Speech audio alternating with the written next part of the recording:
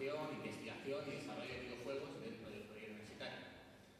Hoy lo que os vengo a contar brevemente es una nueva, ¿no? Para nosotros es una iniciativa muy chula que estamos probando este año, que ha ido muy bien, que es el diseño de, aunque ponemos videojuegos, pero le podríamos llamar juegos, el diseño de juegos como una herramienta pedagógica, porque es una actividad interesante y pedagógicamente muy productiva dentro del aula.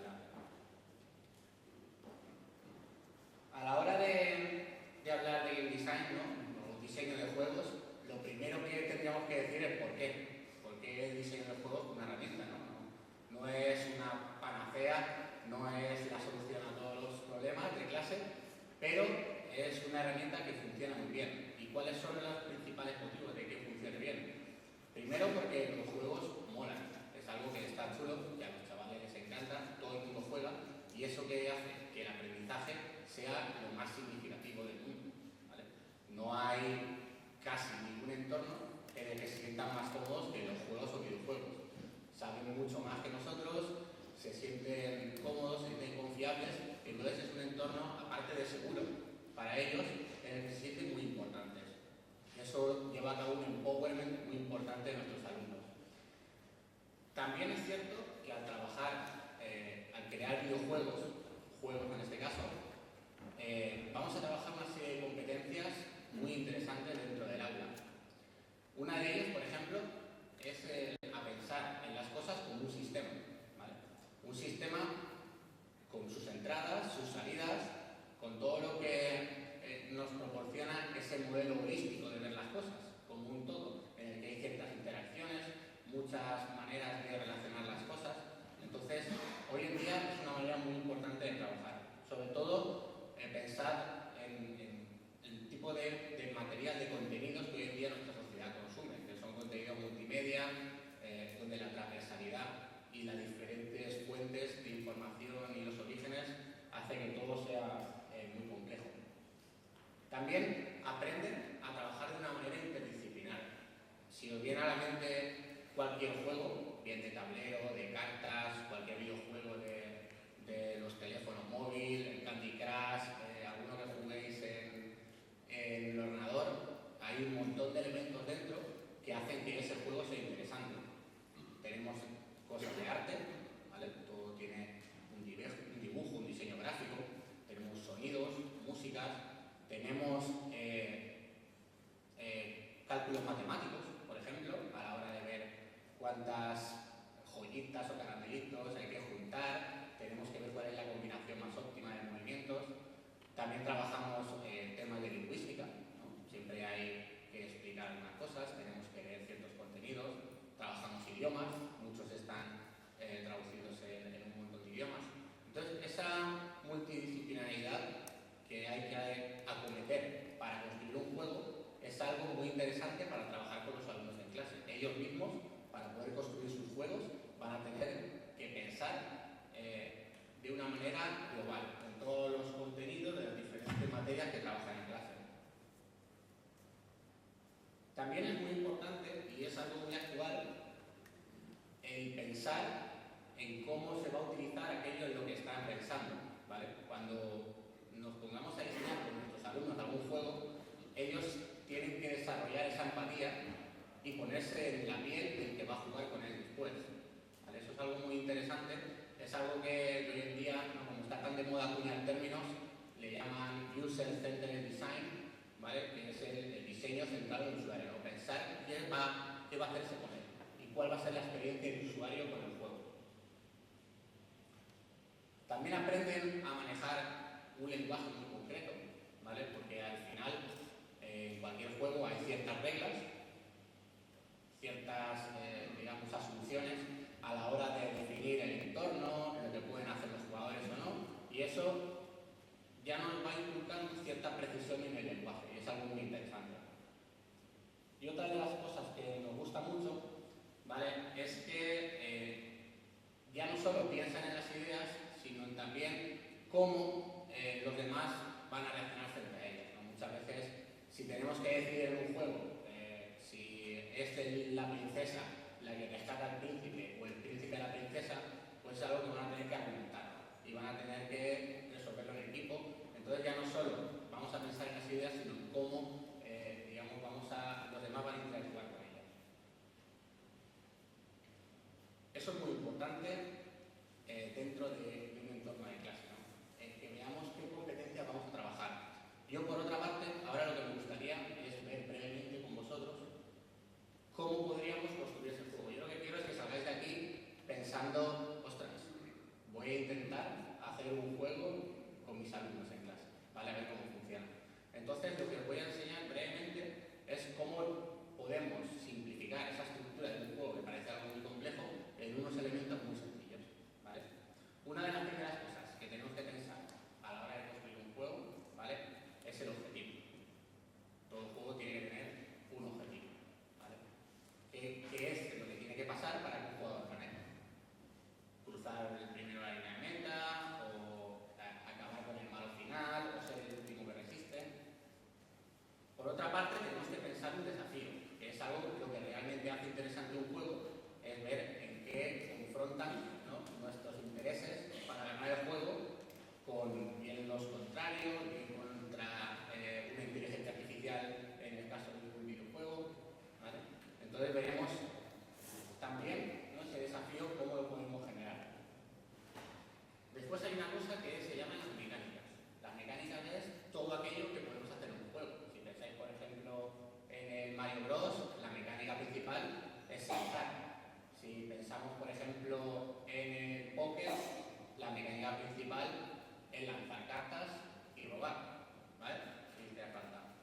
Entonces, hacer una mecánica es aquello que vamos a hacer durante el juego. También, cuando pensemos en hacer un juego con nuestros alumnos en el aula, debemos pensar qué componentes utilizamos. Y dentro de esto, también nos incita mucho a la creatividad, ¿vale? Podemos utilizar desde componentes cotidianos como gomas elásticas, cartas, dados, lápices, piedrecitas, podemos utilizar de cualquier cosa, hasta, si nos vamos ya a la parte más tecnológica, luego veremos soluciones para crear auténticos videojuegos de una manera muy rápida y sencilla. Habrá que pensar también en las reglas, ¿no?, que se puede y no se puede hacer dentro del juego. Si en el póker tengo que tener 5 cartas, son 5. Si tengo 3 vidas en el juego, cuando me maten la tercera, moriré, ¿vale? Entonces esas cosas son las que tienen que resolver. Y por último, veremos también eso, dónde va a transcurrir el juego. Podemos pensar en juegos, como decía antes, sentados en una mesa, algo que se realice en el patio, algo que se limite a jugar en una tablet, cada uno en la suya, o todos colaborativamente o competitivamente, ¿vale? ¿Y cuál sería la mejor manera de comenzar? Esto es algo que siempre, cuando intentamos acompañar a un equipo de profes en este mundo del diseño de juegos, una de las mejores maneras de comenzar es realizando un mod. Un mod es una palabra chula que ya os vais a llevar hoy, alguien que no lo sepa, para poder comentar por aquí. Un mod es una modificación de un juego, ¿vale? Eso es una manera súper sencilla de empezar. Antes que empezar a pensar en un juego de cero, podemos realizar modificaciones de lo que ya existe. Es una labor muy creativa y que puede funcionar muy bien con los alumnos. Coger algún juego que ya conozcan e introducir alguna variación en alguno de los elementos que hemos visto antes, en los objetivos, en las reglas, ¿vale? Por ejemplo, pensad en el piedra, papel o tijera, ¿no? Es un juego que todos conocen. ¿Qué pasaría o cómo sería distinto si tuviéramos que cambiar algún elemento, ¿no? Por ejemplo, que en vez de jugar con una mano solo, se jugara con dos. O se jugara en círculo, que tuvieras que enfrentarte a un contrario por una parte y a otro por otra. Es las mismas reglas, pero cambiamos algunos de los elementos. Es una buena manera. También os quería compartir una metodología que utilizamos nosotros, muy sencillita, para poder sistematizar el diseño de juegos en clase, ¿vale? Lo hemos dividido en 4 fases, ¿vale? Donde en la primera, una duración aproximada de entre 2 y 4 horas, primero vemos de qué debe versar ese juego, ¿no? ¿Cuál es la temática del juego? Ahí es donde juntamos un poco nuestros intereses como profesores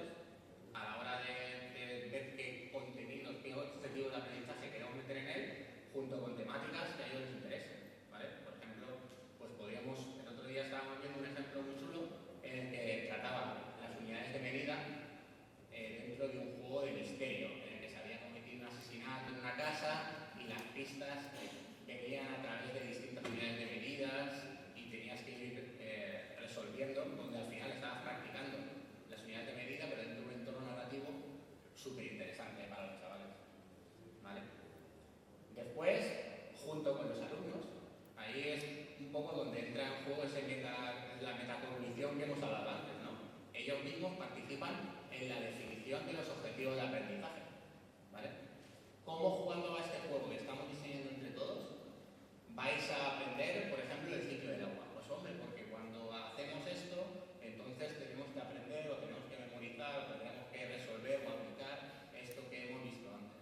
Ellos mismos son conscientes de cómo van a ir aprendiendo. Y el llegar a tener esa percepción es algo muy potente. Después también trabajamos mucho la creatividad, ¿vale? Aquí os proponía pues, una actividad de brainstorming, porque al final cualquier momento inicial de creatividad, ¿no? La aportación colectiva funciona muy bien. Y para ellos el ser capaces de aportar sus ideas en un entorno distendido, sin la presión de ninguna evaluación y de ser juzgado, eso está muy bien. Brainstorming para eso ayuda muchísimo, ¿vale? Entonces ya tendremos nuestra idea de qué vamos a aprender, cómo lo vamos a aprender y de qué va a ir nuestro juego. En la segunda fase es donde realizamos el prototipo.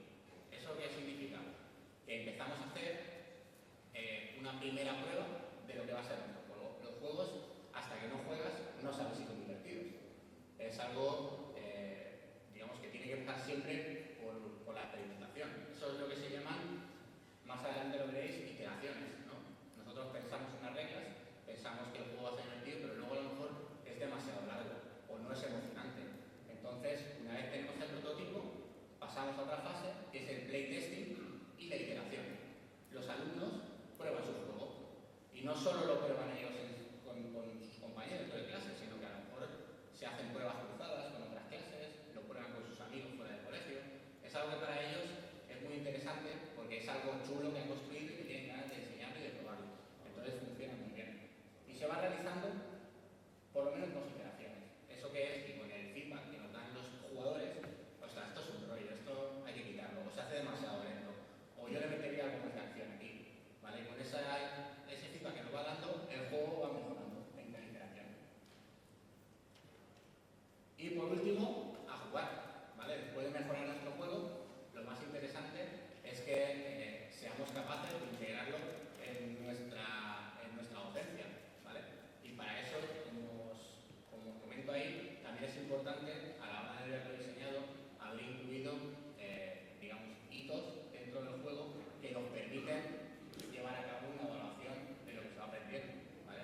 Un juego está bien diseñado si sabemos que al pasar este nivel o al conseguir tantos puntos es porque se han trabajado los contenidos que queríamos que se trabajasen en él, ¿vale? Eso es muy importante.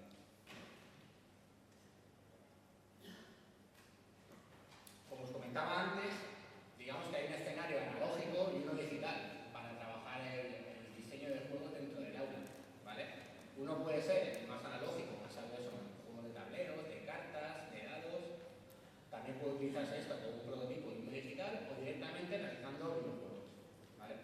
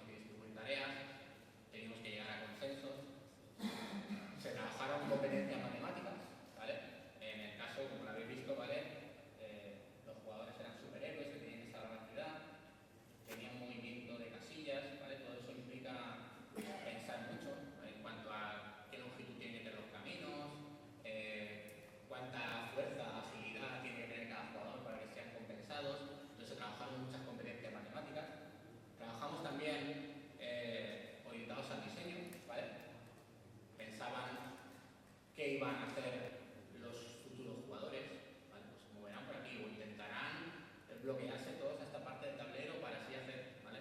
Intentaban anticiparse a lo que hacen los usuarios con el juego y eso es algo muy potente. Sobre todo trabajaban también muchísimo en la creatividad, pensaron en superhéroes, pensaron en qué tenían que hacer, pensaron en cómo nos iban a invadir los alienígenas, cómo le íbamos a salvar, pensaban en los colores de los edificios, en los uniformes, en todo, ¿vale? Al final teníamos que resolver muchísimas cosas creativas, o sea que la creatividad es algo que es fundamental en ese sentido. Trabajaban la empatía, cómo se iban a sentir, no solo cómo iban a jugar, sino cómo se iban a sentir los que jugasen a ese juego. Si iba a ser emocionante, si iban a sentir esa acción que estaban pensando, si los combates iban a ser divertidos, si iban a sentirse héroes de verdad, ¿vale? Eso también es muy interesante. Competencias artísticas, tuvieron que pintarlo en Photoshop, el tablero, tuvieron que hacer un montón de cosas, imprimimos modelos en 3D, también de las maquetas, todo eso.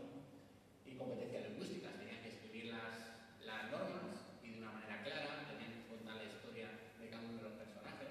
O sea que fijaos, al final, todo junto con lo divertido y apasionante que es para ellos, la cantidad de cosas que trabajamos en este tipo de proyectos.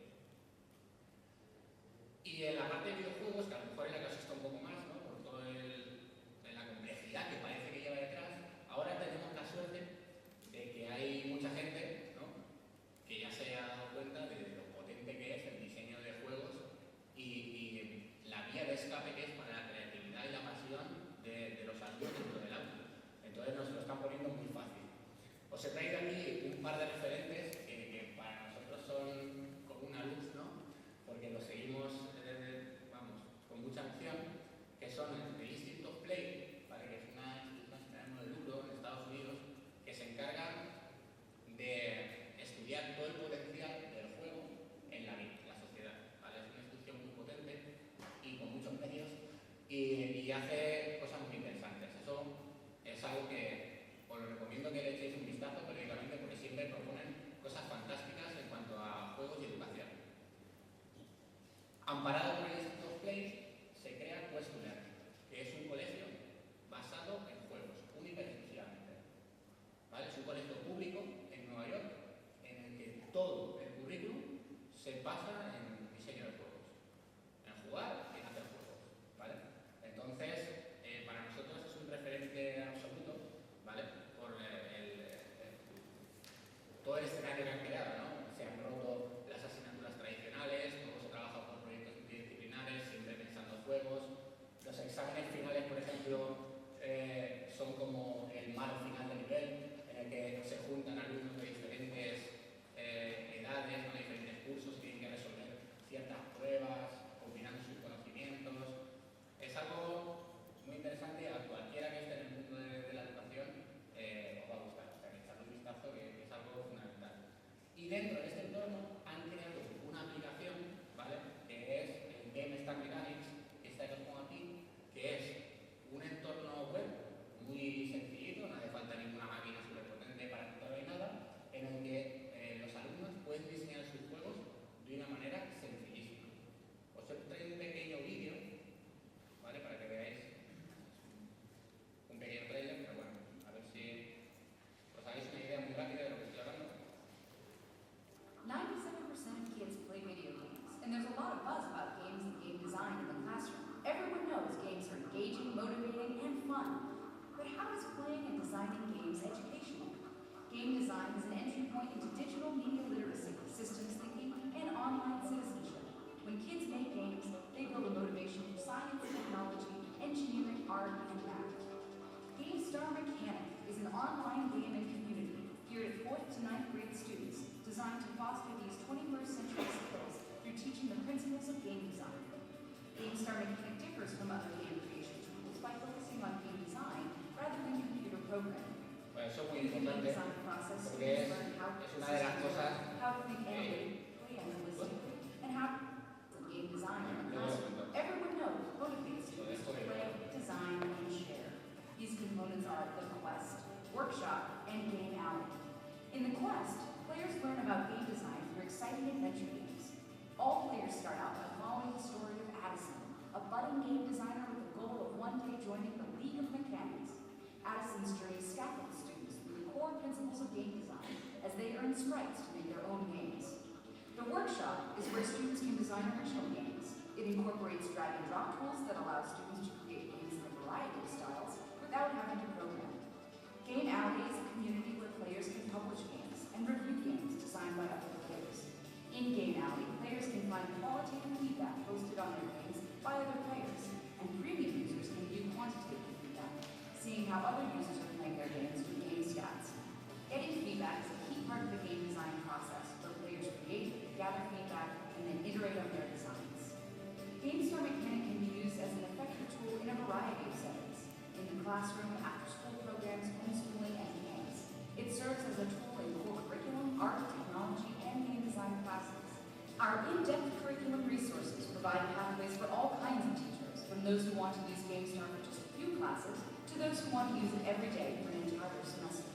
Since GameStar is online, you can access it easily from any computer with internet access, as long as you have the free Flash player installed. Ready to get started? Visit GameStarMechanic.com/